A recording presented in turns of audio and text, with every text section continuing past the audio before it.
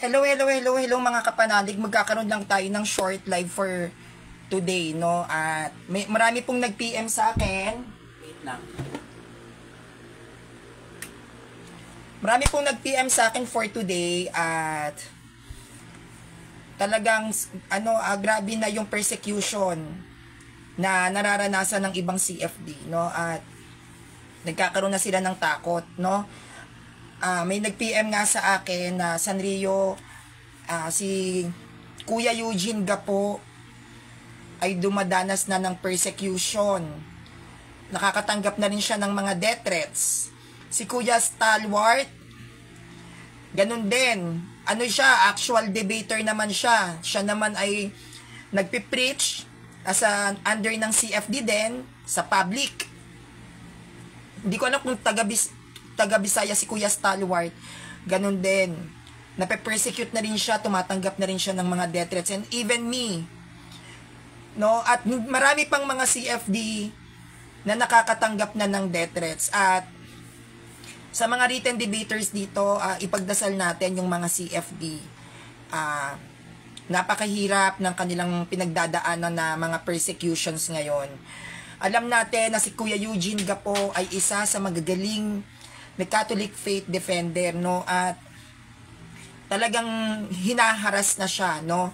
Meron akong nakita na screenshot ni Kuya Eugene Gapo na parang Bisaya kasi siya eh, pero parang sabi babasagin yung bungo, parang ganun yung pagkakaano. Ito ay mula mismo dun sa comment section nung nagkaroon siya ng live presentations, no? Itong huli. At talagang parang gusto ni Kuya Eugene Gapo na medyo maghinay-hinay muna, maglaylo-laylo kasi sobrang mainit ata naman siya sa SDA. Kasi si Kuya Eugene Gapo mainit sa SDA. Unlike ako, talagang mainit din ako sa INC. No, may kanya-kanya tayong mga forte. Ganon din si Father Darwin, di ba? Mainit siya sa INC. At actually sa lahat ng Protestant, mainit si Father Darwin. Ay hinihiling ko na ipagdasal ninyo ang lahat ng mga CFD na dumadanas ngayon ng persecutions, lalo na't napakalakas na ng loob ng mga written debaters dahil nakikita nyo na yung tapang ng mga CFD na talagang hinahangaan ninyo.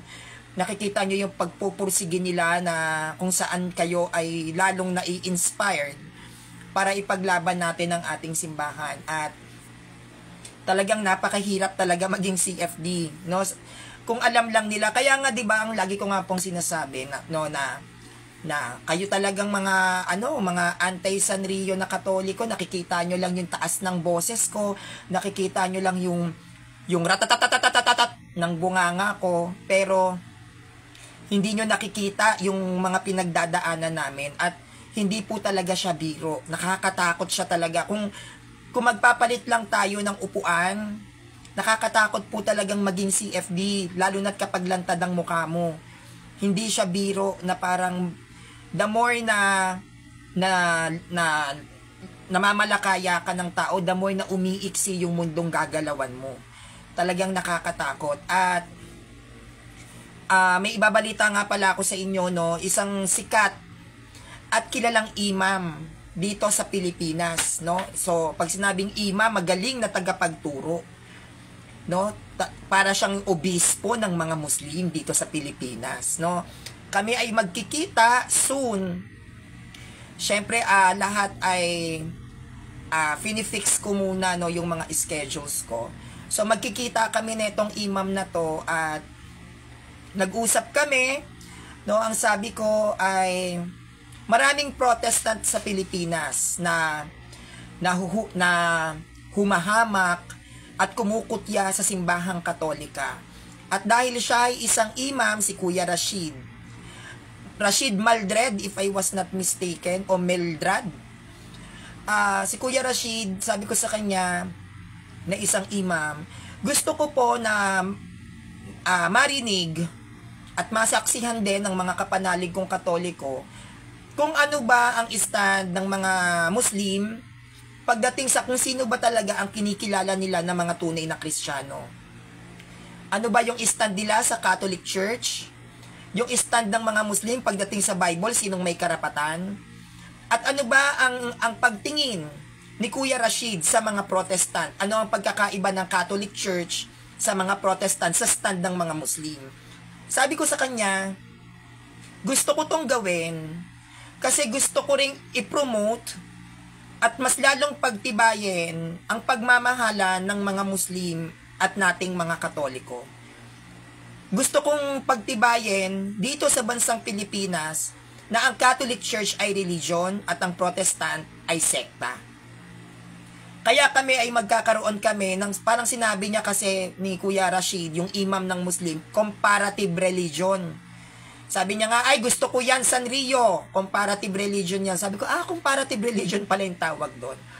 Sabi ko na, gusto ko magpalitan kami ng mga ideas kapag dating sa mga religion. Kasi even ang mga Muslim, may mga ano sila sulpot 'di ba? Alam ko ang Sunni, isa na yan yung Sunni. Ang alam ko parang sulpot ata sila ng Islam. Well, hindi ko pa masyadong gamay na yung mga aral ng Islam, kaya tatanungin ko din siya kung ano yung istad niya sa mga Protestant na Muslim. No, kung bakit ganon. Kasi sabi ko, humihingi ako ng tawad sa lahat ng Muslim na nadadamay pati Katoliko. Kasi 'di ba, when it comes sa religion, Christianity kontra Islam pagdating sa aral. At pag sinabing Christianity, sumasaklaw din diyan ang mga Protestante. Syempre dahil sumasaklaw ang mga Protestant, yung ibang mga references na nagagamit nila, syempre yun ay magmumula sa Catholic Church. At gusto ko din na sabihin sa mga Muslim na hindi lahat ng mga Kristiyano ay Catholic. Kasi ang Pope ay iginagalang ang aral at doktrina ng mga Muslim. Kaya hindi nga po ako nagsasabi, 'di ba? I never said sa live ko na wag kayong magpa-convert sa Islam. That's wrong. Kasi hindi yan sinabi ng Pope. Never nagsalita ang Santo Papa ng Catholic Church na wag kayong magpa-convert sa Pope. Kasi merong isang born again, si CJ Texon. No? Etong si CJ Texon David, na born again, na tumutulig sa ating mga Katoliko, ay inusig din niya yung Islam. Ang dami niyang sinabi kay Allah, kay Muhammad, at yung pinakamasakit na kung saan nasaling ang mga kapatid nating Muslim ay yung sabihan ng born again na to na pastor na si CJ Texon David na wag daw magpapa-convert sa Islam. At dahil maraming nasagasaan itong si CJ Texon, nagkita sila. Ayun yung pinost ko, 'di ba? Nag-meet sila nung imam. Ngayon tinignan ko yung nakausap ni CJ Texon David. Sino to? Tinignan ko kasi pinasa lang sa akin yun eh. Hindi naman ako mahilig mag-stalk. So, pinasa sa akin. Sabi ko, sino to? Ngayon, narinig ko, nagsosorry si CJ Texon David doon sa imam. At napakalinaw yung sabi niya na hindi niya pa masyadong gamay ang aral ng Quran. Hindi niya pa masyadong gamay ang araw ng Islam. Yan yung sinasabi ko sa ibang mga Katoliko. Na hindi tayo pwede gumiba ng isang hindi ka pananampalataya kung hindi nyo inaral ang kanilang mga aral. Yan yung sinasabi ko sa mga ibang mga sulpot na huwag kayong gigiba ng Muslim hanggat hindi nyo alam ang stand ng mga Muslim. Kasi kapag kayo ay dumibate ng Muslim at yan ay nakipagkita sa inyo lalo na sa mga sulpot, tatanungin kayo niyan patungkol sa mga doktrina nila. Kaya ako, maingat. Kung nagkaroon man ako ng mga kadebate kong mga Muslim, yun ay dahil hinamo nila ako. At ang debate namin ng mga Muslim ay umiikot lamang sa aral. Halimbawa, Quran. Ano na una, Quran o Biblia? Ano na una, Kristyanismo o Muslim? Pero never kong pinakailaman yung mga traditions nila katulad ng ibang Protestante. Kasi sa mga Protestante kasi, lumaban sila ng debate sa mga Muslim. Kunyari, sino ang tunay na sugo? Si Muhammad o si Kristo? Kapag dating kasi sa ganon, ayokong labanan ang mga Muslim. Kung sino ang tunay na sugo, si Kristo o si Muhammad, bakit? Kasi nirerespeto ko si Muhammad. Nirerespeto ko si Muhammad. Kung propeta nila si Christ, ayun ay dahil sa kanilang traditions. Like what I've said, every religion has their own traditions. And when it comes to traditions, kailangan natin yon respetuhin. Kapag tayo ay lalaban sa mga religion mismo, such as Judaism, Islam, dun tayo sa mga paksa na kung saan hindi masyadong makakasagasa sa mga doktrina nila. Halimbawa, ano na una? O ano ang totoo? Ang Islam o ang Katoliko? Ganun kasi ako eh. Ayokong managasa na halimbawa, sino ang tunay na Diyos? Si Allah o si Kristo? Ayoko nun kasi masasagasaan ko yung ibang mga Muslim. Syempre, Diyos nila si Allah. At hindi naman lahat ng mga Muslim ay katulad ng emosyon ko na manhid. Kaya ako, pag lumalaban ako sa mga Muslim, ang lagi lang na ipapaksa is, sino ang tunay sino ang nauna? Kristiyano, which is the Catholic Church, o Islam? Ano nauna? Quran o Biblia? Or sino ang tunay na may kaligtasan, ang Islam o ang Katoliko? Pero sa kanilang mga traditions, hindi ko yan nilalabanan. Kasi ginagalang ng Pope yan. Kung tayo bilang mga Katoliko, lalabanan natin ang kanilang mga traditions, sana sinabi na rin ng Pope yan na gibain natin yung mga traditions nila. No, ang pamantayan ko kasi pagdating sa mga religions, when it comes to traditions, ginagalang ko yan para igalang din nila yung traditions natin. 'Di ba dun sa mga sa video na nilatag ko, no, merong naganap parang Easter celebration. Nagkaroon ng Easter celebration ng Catholic Church sa Indonesia na kung saan nakiisa ang mga Muslim. Kasama talaga natin ang mga Muslim, at to think nasa loob sila ng simbahan.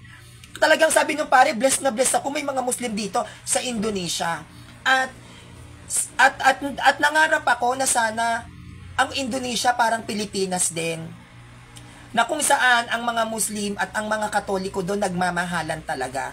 Pag may mga celebrations ang Catholic Church sa Indonesia, nakikiisa talaga lahat ng Muslim doon. Nasa loob sila ng simbahan, nagpapapicture sila sa mga pare, at ganun din ang mga pare, nagpapapicture sa mga imam. Parang alam mo yung magkaiba ng faith, pero magkaibigan. No? At yun naman yung gustong mangyari rin ng Pope natin.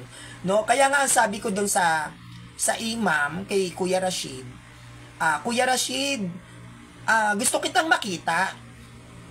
Alam mo, hindi siya nagdalawang isip. Sure! Assalamualaikum, parang ganun eh. Salitang Arabi sinabi niya eh. Basta may Allah na nakasulat. Sabi ko, gusto kitang makita, gusto kitang ma-meet. At pangarap kong makakita ng isang magaling na Muslim sa totoong buhay na kinikilala ng Islam. At si Kuya Rashid, meron siyang 70,000 followers at kilala siya dito sa Pilipinas talaga na imam, and we were looking forward na mag-meet na talaga. Pero as of now, masyado pa akong mainit sa protestante. Syempre, ingat-ingat din tayo, 'di ba? Nandoon yung tapang natin, pero syempre lalagyan natin ng wisdom. 'Di ba? Hindi tayo dapat sugodin na sugod. At pinag-iingat pa ako kasi ng ibang mga CFD dahil sobrang init ko ngayon. Lalo na po yung naging post pa ni Kuya Christian Ray Garcia, yung in-screenshot yung yung mukha ko, 'di ba? Na parang kung ayaw nyo kay Sanrio, sige umalis kayo. Nagkalat po sa mga page, pinaglalait na ako ng mga INC. So, pinag-iingat talaga ako ngayon dahil sobrang mainit talaga ako sa mata ng protestante ngayon. Pero magkikita kami niya ni Kuya Rashid, at yung pagkikita namin ay dedicated ko sa inyong mga kapanalig kong Katoliko, kasi yun naman din ang sabi ko sa kanya na gusto kong ialay ang pagkikita natin sa mga kapanalig kong Katoliko na maintindihan ng mga kapanalig ko kung sino po ba talaga ang kinikilalang tunay na Kristiyano ng mga Muslim. Ano po ba ang mga nagdaang kasaysayan ng Muslim na magpapatunay sa ating mga Katoliko na tayo ang tunay na Kristiyano? kung ano po ba ang mga stand ng Muslim kung ipagkukumpara ang Katoliko sa Protestante. Kasi matibay po na referensya ang religion. Yan nga po yung sinasabi ko eh. Hindi ba? Kaya talagang dapat lalagyan natin ng talino. Dapat ang ginagamit nating mga references talaga is yung mga Muslim, yung Judaism, yung Buddhist, na tatanungin nyo, sino ang tunay na Kristiyano? Kasi yan ang magpapagiba sa Protestante eh. Hindi, kasi kapag pinamalian nila yung stand ng Muslim, ang Muslim mismo makakalaban nila. Kapag pinamalian nila ang stand ng Judaism kung sino ang tunay na Kristiyano, makakalaban nila Judaism. Yan ang pinakamatibay na standard references sa kasaysayan. Kaya maghahanap din tayo ng under ng Judaism kung sino yung kinikilala nila na true religion pagdating sa usapin ng Christianity. Hindi ako papayag na standard references lang tayo. Yung Google, Encyclopedia, di ba? Gusto ko yung religion mismo ang magpapatunay na tayong mga Katoliko ang tunay na relihiyong Kristyanismo. No? For sure, kapag nakausap ko to, si Kuya Rashid, wala na silang masasagot. Wala na silang masasabi kasi sa totoo lang, ang mga Muslim, kapag nag-stand yan ng Katoliko, mas magaling pa sa atin yan. Marami ako napanood na videos patungkol sa mga Muslim kung paano nila nilabanan ang mga Protestante at nagtumayo silang Muslim. Marami akong nakita na mga videos na sinabihan sila na, alam nyo ba kung sino bumuo ng Bible? Katoliko. Hindi kayo bumuo niyan. Even yung mga sekta ng INC, pinaliliwanag yan ng mga Muslim sa kanila kung sino ang tunay na Kristiyano. At yun ang gusto kong mangyari. True live. Na may kausap akong matalino at magaling at nire-respeto ng mga Muslim na imam at ipapaliwanag niya sa atin kung ano ba ang stand ng mga Muslim pagdating sa mga Katoliko. Kung sino ba ang tunay na Kristiyano, kung sino ba sino ba ang may karapatan talaga nagagamit ng Biblia? Na kung naniniwala ba sila na pasok ba ang Katoliko sa religion? Ipapaliwanag niya kung ano ba yung pagkakaiba ng Protestant sa Catholic Church. Mismong Muslim po ang maglalatag ng presentation sa live. At ito ay magaganap mismo sa Facebook account ko. Unti-unti po akong magre-reach out naman ngayon sa mga Muslim dahil nais ko din naman makita yung mga nagagandahan nilang moske kasi hindi pa ako nakakapasok ng moske ng Islam. So gusto kong makita kung paano yung ginagawa nila, paano sila nagdadasal. Gusto ko siyang maintindihan, no, kung gaano din ba kaganda yung mga traditions nila kasi ako as a Catholic defender and a Catholic debater, wala po akong kaaway na Muslim. Lahat po ng mga Muslim na debatista at kilala, it's either mga tatay-tatay ko sila or mga kaibigan ko. Pero most of the time, yung ibang mga Muslim, hinaharot-harot ko talaga yan. No, hinaharot-harot ko, sabi ko, yung cute-cute mo naman, yan.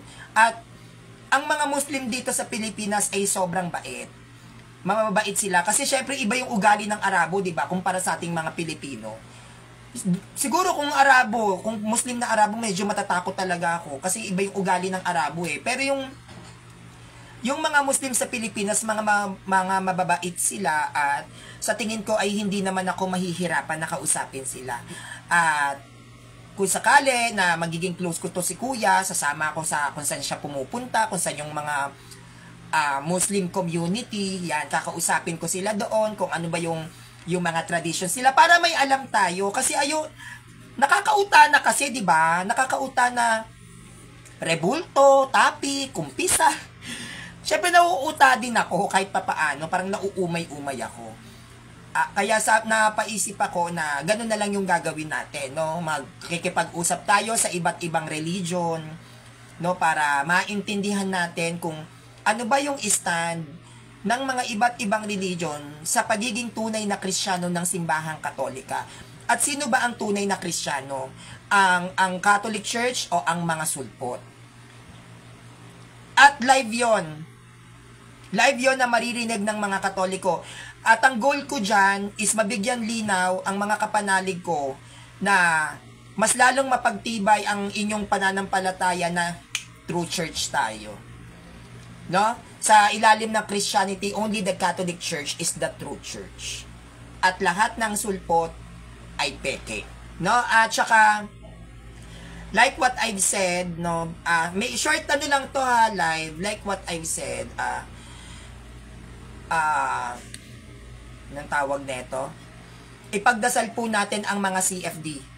Ngayon, yung mga nagla-live presentations, marami na po akong nakukuhang PM, nahaharas na po sila talaga. No, etong latest si Kuya Eugene Gapo, naharas ng SDA. No, ipagdasal po natin yung mga CFD kasi may mga CFD pong natatakot na ngayon. Pero lagi ko nga pong sinasabi sa kanila, huwag silang matakot, huwag kayong matakot, yung mga dumadanas ng harassment dito, ipagtatanggol kayo ni Kristo. At kung sakaling may mangyaring masama sa inyo, yun ay pagpapakita na gusto ka na niyang makasama. Gusto ka niyang makasama ni Christ na, oy, tapos na yung mission mo dito, sumama ka na sa akin, dito sa kaharian. Sige na, martirin nyo na yan. Akin na yan. No? Huwag kayong matatakot. Minsan, ang demonyo, gumagawa ng paraan, binibigyan tayo ng takot para tumigil tayo at wag magpatuloy sa ginagawa natin para sa simbahan. Minsan, yung takot na yan, yung emosyon na nararamdaman natin pagdating sa pagkatakot, yan ang ginagamit ng demonyo para linlangin. Linlangin ka bilang isang Katolikong defensor. Huwag tayo magpapalinlang sa takot. Ang takot ay hindi sa Diyos. No? Kung talagang ikaw ay nananalig at nananampalataya at 100% mahal mo ang Diyos, tatanggalin mo ang takot at magpapatuloy ka sa pakikipaglaban. Mahirap, masakit, maraming persecutions, pero yun naman talaga di ba? Yun naman talaga ang sabi ni Christ. Na kapag ikaw ay susunod sa akin, dalin mo yung sarili mong krus. Di ba? Kung ang krus mo yung takot na yan, labanan mo. No? Labanan mo yan. At talagang sobra na yung mga harassment. Even sa akin, may nag-PM na pinaglalait ako tapos gusto niya akong makita. Kasi marami na po din po talagang nag-uusukang mga sulpot sa akin and mostly dyan mga iglot. Kaya alam ko na talagang pwede akong mapahamak sa pagtatanggol ko sa simbahan. Pero ganun pa man, hindi po ako titigil. No, kahit na delikado, nakakakaba, hindi po ako pwedeng tumigil. Dito ako nilagay ni Kristo sa gawain ito. Kailangan ko siyang pagbutihin. At ibibigay ko lahat ng best ko bilang isang Katolikong defensor, maging ang kapalit man nito ay ang aking buhay. Wala po akong magagawa. Ganon talaga sa pagdating sa larangan ng pagtuturo, lalo na ito ay salita ng Diyos, ito ay parang tabak na ang talim ay magkabilaan. May masusugatan at masusugatan talaga ako. May masasaling at masasaling talaga ako. Wala pong ano yan eh. Wala pong pinakamagandang pwedeng salita na sabihin kapag nagpe-presentations ka. Talagang masasaling mo at masasaling mo yung paniniwala ng iba. Kahit hindi mo pa yan intention, masasaling mo yan. Kahit na ikaw ay mahinahon, ikaw man ay palaban, ikaw man ay komedyante, kapag nakalantad ang mukha mo at naipapaliwanag mo ng may kalinawan ang mga aral ng ating simbahan, hindi ka makakatakas sa persecutions. Walang sino man ang makakatakas sa persecutions, kahit malumanay ka pa, kahit matapang ka pa, kahit malambing ka pa, kahit anong klase pang emosyon ang ipakita mo, kapag ikaw ay nakakapagturo sa aral ng simbahan at naiintindihan ng lahat ng tao, hindi ka po makakalusot sa persecutions. At ang tangi na lamang po na maihihiling ko sa lahat ng mga kapanalig kong Katoliko ngayon, ipagdasal nyo po ang lahat ng CFB na dumadanas ngayon ng harassment. Lalo na po nung sumibol ang Eucharist, yung pasugo sa INC, mas lalo pong tumindi ang panghaharas sa aming mga CFD. At marami na po talagang kinakabahan. Kasi kayong mga written debaters, safe kayo eh. Sa lahat po ng pakikipagdebate, the safest na yung pinaka-safe na debate talaga is written. Is written kasi hindi lang naman ikaw yung nagsasalita pag nagre-written ka, di ba? Marami ring Katoliko, maraming mga Protestant. Kaya kahit ano pa ang presentations ninyo sa written, safe kayo. Ang nakakatakot kasi dyan, yung mga nakalantad yung muka. Yung mga nagla-live, yung mga dumedebate ng live na nakalantad ang muka, yun yung nakakatakot. No? Pero syempre, kung pagdating sa pagiging CFD, ang pinakadelikado, syempre yung nakikipag-public debate. Yan, yung mga CFD na nagpa-public preaching, yan ang pinaka-nakakatakot. Pangalawa lang yung kami, yung nagla-live online. Kasi pag nagpa-public preaching ka, open ka eh. 'Di ba? Open ka sa gunman, open ka sa mamaya nakaupo sa'yo, gisang ka na lang dyan ng granada. Napaka-open mo, 'di ba? Sa posibilidad na mapahama ka. Kaya ipagdasal lalo natin yung mga nakikipag-public debate katulad ni Father Darwin, itong darating na May. Diba itong darating na may makikipag-public debate na naman si Father Darwin kay Ray Ann Fuentes, if I was not mistaken. Pati yung mga ibang CFD dyan sa Visayas part na nakalantad na yung nagpa-public preaching. Mga delikado yan, yung ginagawa ni Kuya, Palma? Sino yon? Si Kuya Palma? Nakakatakot yung mga ganon. Ganon pa man, nakakatakot din maging online live debater ka or yung nagpe-presentation ka ng live, lalo na pag ikaw ay pinapanood, hindi siya nakaka-proud sa pakiramdam, hindi siya yung parang sasabihin mong sikat ka, famous ka, hindi yun masarap sa pakiramdam namin. Na iniisip kasi ng iba, kapag naka-live ka, nagpe-presentations ka, maraming nanonood sa'yo, yung pakiramdam namin, sikat kami, yung pakiramdam namin na parang antaray namin, dami nanonood, taas ng views, hindi, nakakatakot po talaga yung pakiramdam. Siguro kasi, iniisip ng ibang tao na si Sanrio, ang taray, taas ng views, dami nanonood, kasi wala po kayo sa sitwasyon. Ang tinitignan kasi ng iba yung bilang bilang ng nanonood, bilang ng mga nag-follow, yun yung tinitignan ng iba. Pero hindi nila nakikita yung epekto na the more na maraming nanonood sa'yo, the more na mas delikado kasi hindi naman lahat ng nanonood sa akin Katoliko. At kapag merong isa akong presentations dyan na talagang nagkaroon ng galit ang Protestant, pwede akong huntingin. Iba nagagawa ng galit. Ang galit pwedeng pumatay. At ilan sa mga CFD ngayon, yung lantad yung muka, lalo na kay Father Darwin, kaya ipagdasal nyo po lalo yung mga nagpa-public debate. Kasi kapag once na may, halimbawa, nakapanood ng live mo, at yung nakapanood pa ng live mo, talagang panatiko dun sa sekta niya, tapos nagkataong may tililing pa, edi hinanting, binantay-bantayan, na parang, walang yaka Sanrio, mga pinagsasasabi mo, mamay, hahanapin ka niyan. Iba yung, yung urge na maibibigay ng galit sa tao. Hindi pa, paano kung talagang sobrang panatiko niyan, edi tinambangan ka sa labas. Kaya, ngayon, marami po talagang mga CFD ngayon na nahaharas. Kasi, talagang ginagamit na rin sa iba't ibang mga comment section at ginagamit na rin ng ibang mga written yung nangyari nga din sa Eucharist at saka din sa Pasugo. Talagang napakalaking epekto nun sa mga INC. Kaya ngayon, kung titignan nyo sa iba't ibang page, yung iba't ibang mga post, talagang pinaglalait ako mula ulo hanggang talampakan ng iba't ibang kaanib ng INC. Galit na galit. Kala mo may welga. Ganon. Kaya sinabihan din ako ng ibang mga CFD na Sanrio, magpatuloy ako sa pagla-live, pero mag-ingat pa rin ako sa paglalabas. Kasi hindi natin alam ang takbo ng mga sulpot na nakapakinig ng mga live ko. Hindi natin alam kung talaga bang nag-uuso ka na yung mga tumbong nila. Baka ikapahama ko, di ba? Syempre, kapag hindi ako hindi ako mag-iisip, hindi ako gagamit ng utak ko, kapag ako maagang napahamak, wala na akong maibibigay pang presentation sa inyo. Di ba? Kapag maaga akong napahamak. Kaya, ang hinihingi ko sa inyo, prayers sa mga CFD na lantad ng muka, dahil talagang, bat-bat kami ng mga death threats ngayon. Nakakalungkot at masakit para sa akin na makita ko din yung ibang mga CFD na katulad ko, nagla-live, nakikipagdebate na tumatanggap ng death threats kasi alam ko po yung pakiramdam.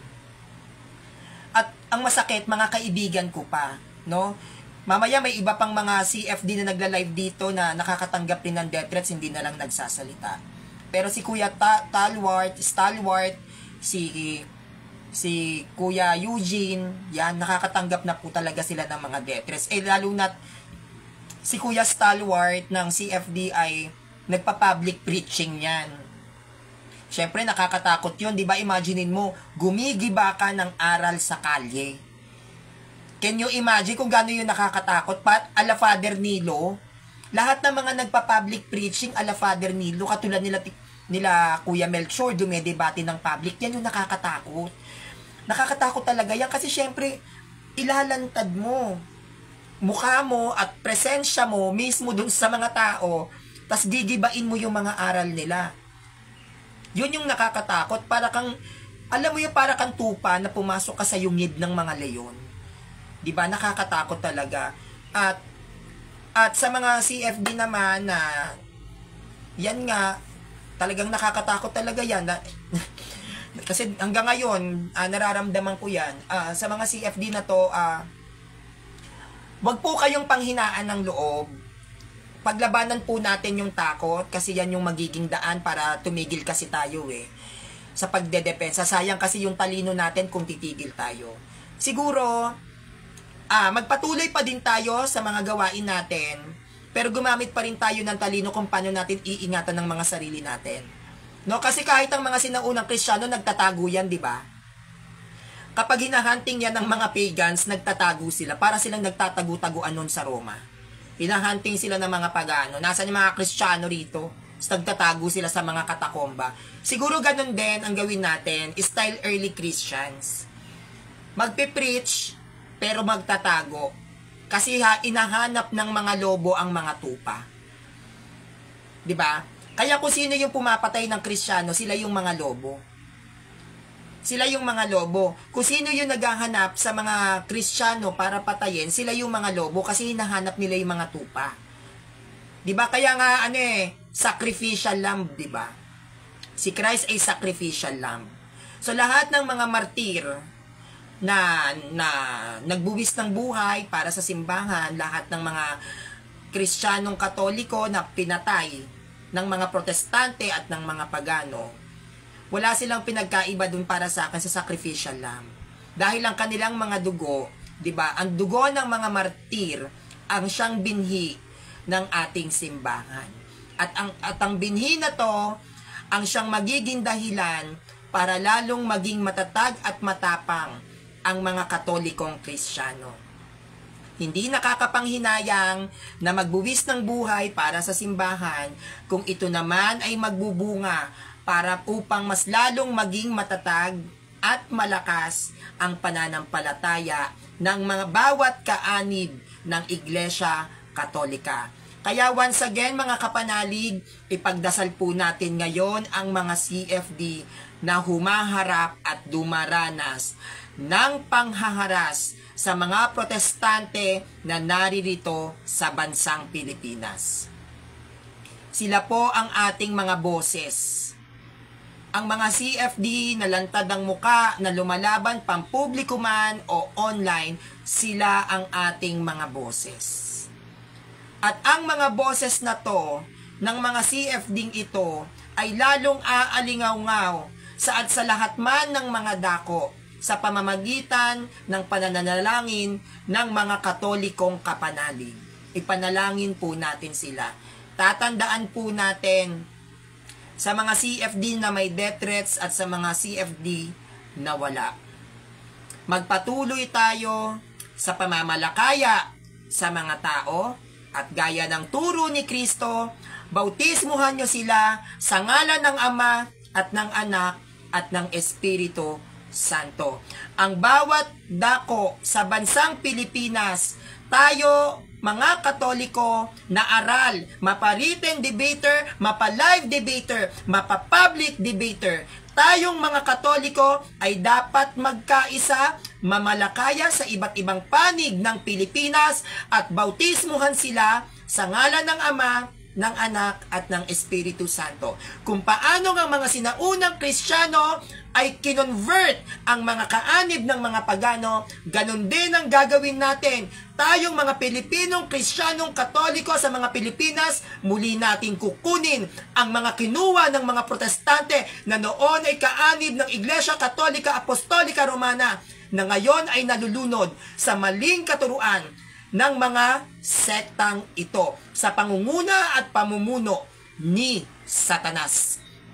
Huwag natin katakutan ang mga Protestante dito sa Pilipinas, bagkos mas lalo pa tayong maging matapang na harapin at labanan ang mga maling aral na itinuturo nila. Kung naniniwala kayo na ang Blessed Virgin Mary ay nasa tabi natin at yakap-yakap tayo, hindi kailanman sino man sa ating mga kaanib ng Katoliko ang may kakayahang lapitan ni Satanas. Dahil oras na si Satanas ay kayo'y lapitan, bawat kapanalig ko sa ilalim ng Katolikong simbahan, dudurugin ni Maria sa pamamagitan ng kanyang sakong ang ulo ng ahas na magtatakang tumuklaw sa bawat mananampalatayang Katoliko sa pamamagitan ng pamamalakayan nating pamamalakayan natin sa mga tao para ikalat ang doktrina at aral na iniwan ni Kristo sa 12 alagad na siyang tinanggap ng mga kanyang disipulo na nagpatuloy at hanggang ngayon ay umiiral ang mga tradisyon ng ating simbahan na kailanman ay hindi matitibag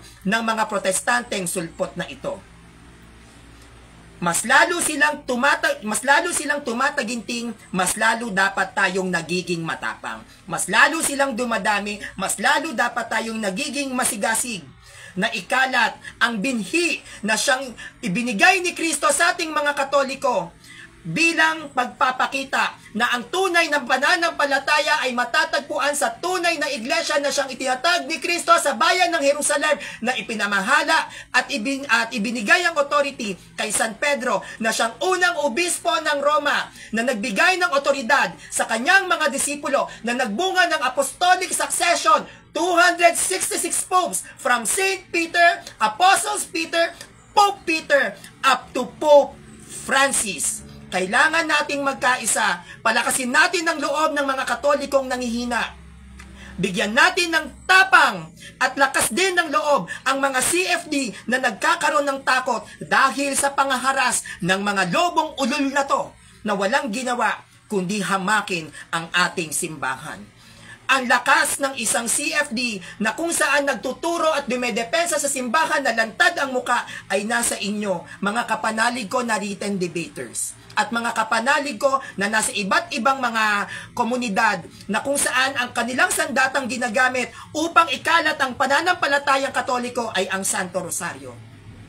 Kaya sa mga Katoliko dito na madasalin, sa mga Katoliko dito na nasa state of grace, sa mga Katoliko rito na nasa written, sa mga Katoliko rito nagsisimba linggo-linggo, lagi po natin isama ang Catholic Faith Defenders dito sa Pilipinas. Dahil sila po ang nagtatanggol direkta sa mga sulpot at protestante na walang ginawa kundi hamakin ang simbahang Katolika at babuyin ang ating mga kaparian at mga obispo. Sa inyo po magmumula ang tapang at magiging lakas ng mga Katolikong depensor na lumalaban ng harapan at nagpapakita ng muka sa pamamagitan ng inyong pananalangin. Kaya nananawagan po ako sa inyo. Kawawa naman ang ating mga Katolikong defensor. Sila po ay dumaranas ngayon ng panghaharas ng iba't ibang protestante dito sa Pilipinas. At wala po kaming ibang aasahan kundi kayo lang din po. Dahil hindi naman sapat na kami ay ipanalangin namin ng aming mga sarili. Mas magiging mainam at mabuti kung maraming nagdadasal sa mga Katolikong depensor ng simbahan na siyang lumalaban na labas na lantad ang muka. Mas mainam na marami kayong na ino-offer ang mga CFD ito. Mahirap po ang makipagdebate na lantad ang muka.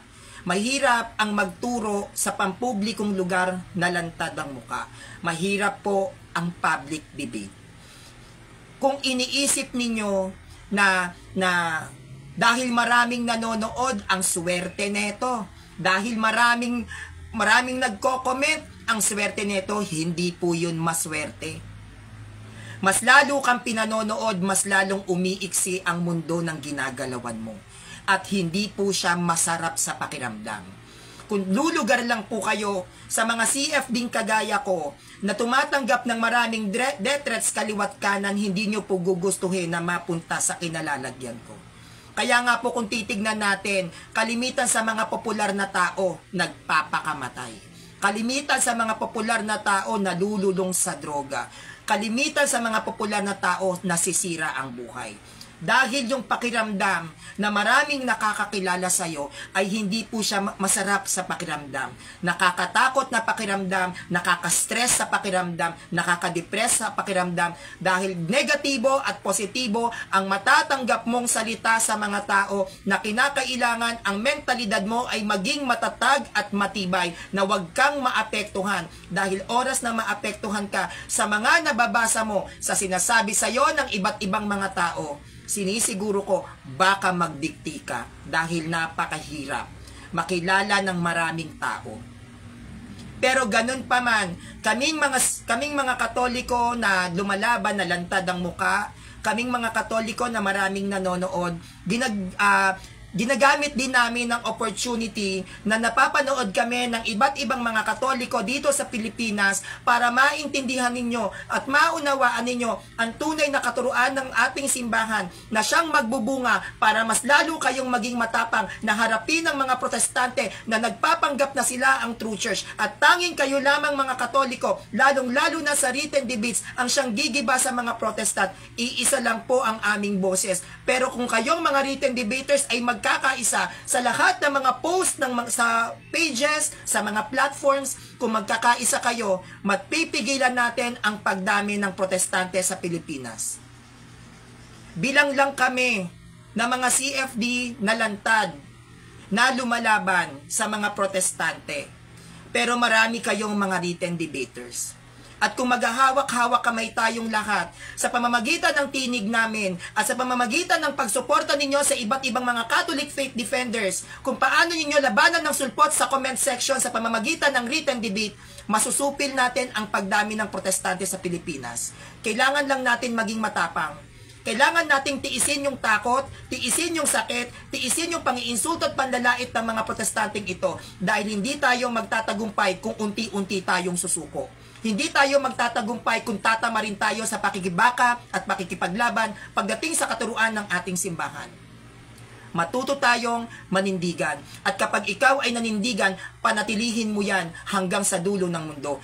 Hanggang sa dulo ng iyong buhay. Bakit? Tandaan mo ang sabi ni Kristo, kasama natin siya magpakailanman. At dahil sa sinabi ni Kristo na kasama natin siya magpakailanman, umasa tayo na hindi niya tayo pababayaan. Kaya sana mas lalo pa tayong maging matapang, mas lalo nating paigtingin at tayo nawa ay maging inspirasyon sa mga Katolikong mahihina upang sila ay magkaroon ng how can I say this? Upang sila ay magkaroon ng pagnanasa na aralin ang mga doktrina ng ating simbahan. Ang bawat isa sa ating mga Katoliko, written debaters man, live debaters, public debaters, diba? Actual debaters, maging inspirasyon tayo sa mga hilaw na Katoliko. Tayo nawa ang maging daan sa kanila para sila ay ma-inspired at mag-aral ng katuruan ng ating simbahan. Ang bawat isa sa ating mga Katoliko ay pananagutan nating lahat. Magkaisa tayo. Kung nagagawa ng mga protestanteng magkaisa at ipaglaban ang mga abnormal na aral nila, tayo ring mga Katoliko, magagawa natin yan. Magkaisa tayo at ipaglaban natin ang aral at turo ng Panginoong Hesukristo na siyang kanyang itinuro sa 12 alagad, na itinuro niya sa kanyang mga disipulo, na itinuro ng mga disipulo sa mga sinaunang Kristiyano, na siyang tinanggap ng mga Kristiyanong Katoliko magpasa hanggang ngayon at nagpapatuloy na nagpapakita na the Catholic Church is the true church founded by Jesus Christ. We know the truth. Alam natin ang totoo. At dahil alam natin ang totoo, walang nakakatakot sa pakikipaglaban pagdating sa aral. Kapag alam mo sa puso mo at alam mo sa isip mo at alam mo sa sarili mo that the Catholic Church is the true church, walang nakakatakot sa debate. Ang tangi lang kailangan nating magkaroon, lakas ng loob. Lakasan nyo lagi ang loob nyo, kahit ano pang pambubuli at pangahamak sa inyong pagkatao. Tapangan ninyo, lalaban ako. Malakas ang loob ko dahil naiintindihan ko na ang simbahang Katolika ay tatag ni Kristo. At kung naniniwala ka dyan, walang nakakatakot. Sila ang dapat matakot sa ating mga Katoliko dahil hindi sila tatag ni Kristo. Kaya ang dapat maghari sa bansang Pilipinas ay yung mismong iglesia na kung saan si Kristo ang nagtatag. Walang iba kundi ang Catholic Church. No? Lumaban tayo mga kapanalig, lakasan nyo lagi loob nyo. Kahit na ano pang bully, basta lagi nyong iisipin, sabi ni Sanrio, maging matapang ako, lakasan nyo lagi ang loob nyo. Kung paanong nilalakasan ko ang loob ko na paglabanan ng takot na nararamdaman ko, ganun din ang gawin ninyo. Walang nakakatakot sa kalaban na protestante. Tayo ang true church, tayo dapat ang maghari dito sa Pilipinas. Dahil lang nag-convert ng Pilipinas para maging bansang Kristiyano, tayong mga Katoliko. Kaya ngayon pa lang, lumaban na tayo, ipaglaban ng simbahan at wag na tayong magpapaapi. Ako si Sanrio, isang depensor ng simbahang Katoliko, ang nagsasabi sa inyo, ang aral ng protestante ay limitado. Pero tayong mga Katoliko, may Bible man o wala, kaya nating makipaglaban aral sa aral. Dahil ang Catholic Church ay binuo sa panahon na hindi pa buo ang Bible at ang Catholic Church ang siyang nagpasimula ng pagbibigay kaligtasan dahil tayo ang unang nagsagawa ng bautismo. Bilang kaanib ng Katoliko na noon ay walang simbahan na binigay ni Ignacio ang simbahang walang pangalan na tinatawag nating the Catholic Church. No? Kaya sana po ay naintindihan ninyo ang ating presentations. Napaka-short lang po nitong live natin para lang i-inform kayo na nagkakaroon na po ng harassment sa mga CFD natin. Kaya mas lalo po nating paigtingin ang depensa ng ating simbahan. Mga Katolikong kapanalig ko, ipagpatuloy natin ang paglalatag ng aral at darating ang isang araw, yang paghihirap ninyo sa pagiging written debater ninyo ay magbubunga at kayo din mismo ay makakaakay at makakakuha ng mga Katoliko, ng mga protestanteng kaanib at magbabalik sa simbahan. Huwag niyong mamaliitin ang pagiging written debater dahil sa pagiging written debater ninyo, dyan din ako nagsimula. Dyan ako natuto at dyan ako namunga. Magtiyaga, magtiis at lakasan ng loob pagdating sa pakikibaka at pakikipaglaban ng aral sa mga protestante na kung saan ito ay pinamamahalaan at pinamumunuan ni Satanas at ng kanyang mga kampon. Tayo bilang depensor ng simbahan, kasama natin si San Miguel Arcangel na lumalaban, na nagtatanggol sa simbahang tatag ni Kristo na walang ginawa kundi saktan ng mga protestanteng ito. No? Kaya maging matapang po tayo lagi. So yun lang po, maraming salamat mga kapanalig kong Katoliko, no? In-update ko lang kayo kasi yun po yung sinasabi sa akin ngayon ng mga ibang Katoliko na nakakaranas na sila ng harassment sa mga protestante at in-update ko lang kayo kung ano yung mga kung ano yung mga pinagdadaanan ngayon ng mga CFD. Nangangailangan po talaga sila ng mga panalangin natin. Kaya lagi natin silang isasama sa pagdadasal kapag kayo ay nagsisimba, nagro-rosary, i-offer natin ang mga CFD na wag silang magkaroon ng takot, bagkos bigyan sila ng Panginoon ng banal na tapang na kung saan kaya nilang ibigay ang kanilang buhay para lamang maipagtanggol ang ating simbahan. So yun lang po. Please subscribe on my YouTube channel, Sanrio TV. Maraming salamat po sa inyo.